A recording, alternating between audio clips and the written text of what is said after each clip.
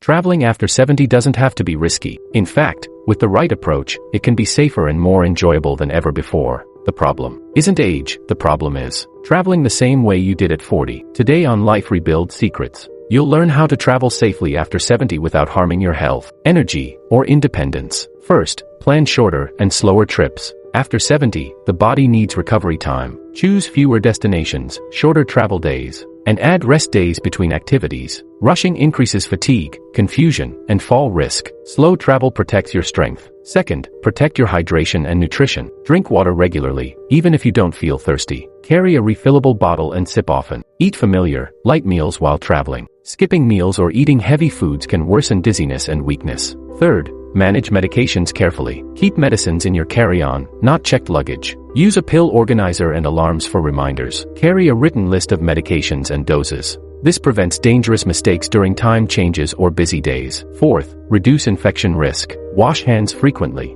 Avoid touching your face in crowded places. Consider wearing a mask in airports or buses if needed. Even mild infections take longer to heal after 70. Fifth, protect your sleep. Stick to your usual bedtime as much as possible. Bring familiar items like a pillow or eye mask. Avoid late-night travel when possible. Good sleep improves balance, memory, and immunity. Sixth, manage emotional stress. Allow extra time everywhere. Avoid tight schedules. Ask for help when needed. Stress is not weakness, it is a health signal. Calm travel keeps the heart and brain healthy. Travel after 70 is not about speed. It's about safety, comfort, and awareness. When you respect your body, travel can still bring joy, connection, and meaning. For trusted guidance on aging safely and confidently, subscribe to Life Rebuild Secrets, because smart choices protect your freedom at every age.